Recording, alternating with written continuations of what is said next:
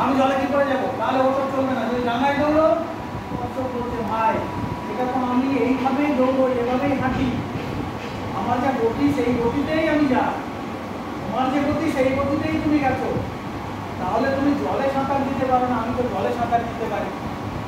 তাহলে বন্ধু এসো, তোমার একটু কিছু ক্ষমতা আছে, আমারও কিছু ক্ষমতা আছে, আমরা দুজন আজ থেকে একসাথে ঘুরে বেড়াবো।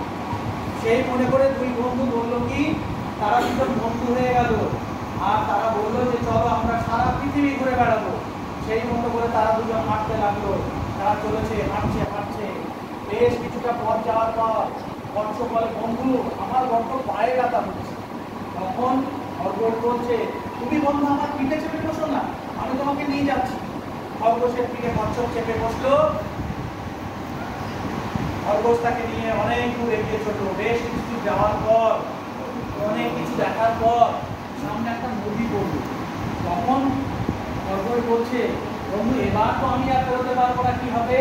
তখন কচ্ছপ বলছে, একদম চিন্তা করো না বন্ধু, এই আমি জলে লাফ দিয়ে পড়লুম, তুমি আমার পিঠে চেপে বসো, আমি তোমাকে সাঁতরিয়ে নদী পার করে নিয়ে চলে যাবো। সেই মতো করে সেখান থেকে দুই বন্ধু একসাথে সারা দেশ বিদেশ ঘুরে অনেক জায়গাতে ঘুরতে। তাহলে এই যে প্রচলিত যে গল্পটা, সেই প্রচলিত একটা গল্পে আমরা মূলত একটা অসম প্রতিযোগিতা দেখা, এক একজনের মধ্যে এক এক রকম ক্ষমতা থাকে। তাহলে এদেরকে যদি দৌড় করায় আর খরগোশ যদি না ঘুমায়, তাহলে কচ্ছপ প্রতিবারই কি হবে? হেরে যাবে, এটা স্বাভাবিক। আবার যদি জলে সাঁতার দিতে বলি, তাহলে খরগোশ পারবে না, কচ্ছপ আরামসে পেরিয়ে চলে যাবে। তাহলে প্রত্যেকের মধ্যে এইভাবে গল্পের মধ্যে দিয়ে কিভাবে সূক্ষ্ম সূক্ষ্মভাবে আমাদের যে মানসিক পরিবর্তনটা হয় সেটা আমরা বুঝতে পারি না। অসম প্রতিযোগিতার বীজটা আমরা তাদের মধ্যে দিয়ে দিই, যার জন্য আমরা গল্পগুলোকে এমনভাবে ভাববো সেখান থেকে যেন তারা একসাথে চলার পথ খুঁজে পায়, সবাই একসাথে এগিয়ে যাওয়ার ভাবনা পায়। যে কোনো গল্প যখন বাঁধবে, প্রচলিত গল্পগুলোকে একটু অন্যভাবে নিজেদের ভাবনা চিন্তা থেকে প্রয়োগ করবে। ঠিক আছে, এগুলোকে আমরা বলি ঠোঙা পাপেট। ঠোঙা কি? ঠোঙা পাপেট, মানে পাপেট আপনার স্টিক পাপেট হয়। স্টিক পাপেটটা কেমন? ওই আইসক্রিমের যে স্টিক কাঠিগুলো হয়, আগে আইসক্রিম খেতাম আর সব জল করে রেখে দিতাম। এবার ওজন হয়ে গেলে এই ছবিগুলোর পিছনে একটা করে কাঠি লাগিয়ে দিতাম, হয়ে গেল স্টিক পাপেট। আচ্ছা, হ্যাঁ।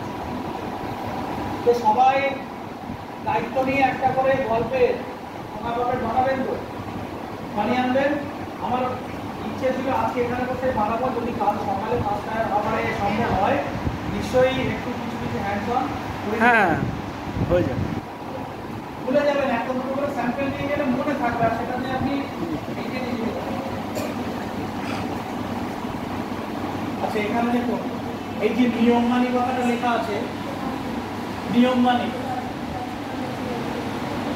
ছোট বাচ্চারা তারা তৈরি করেছে, তারা নিয়ম মানি তৈরি করেছে, করে নিচে নিয়ম লিখে রেখেছে।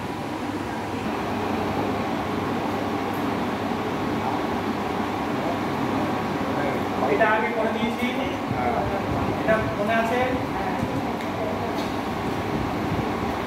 এটা বলেছি।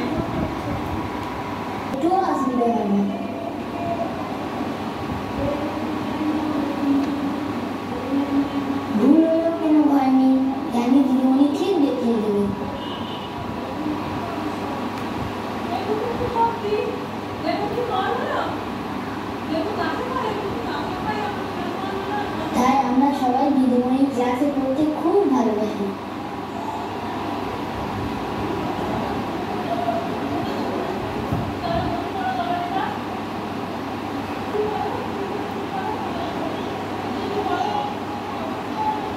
লিখে রাখেন কার পড়তে কত সময় লাগছে আর কোথায় কোথায় ভুল হচ্ছে।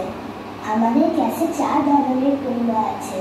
আমার একটা বন্ধু বানান করে পড়ে, আর কয়েকটা বর্ণ চিনতেই পারে না।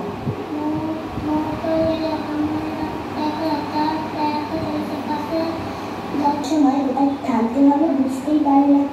বললেন মানুষের খাবার দাম দাও, দাম দাও, মূল্য মানুষ কখনো কিছু পড়ার সময় কিছু কিছু শব্দ বাদ দিয়ে চলে যায়, বা মাঝে মাঝে নিজের ইচ্ছা মতো শব্দ বাদ দিয়ে পড়ে। পরিষ্কার করে কোনো ভাত দিয়ে করলেন। প্রশ্ন কোনো বই থেকেই নয়, আমরা নিজেরাই ভেবে উত্তর দিতে পারি।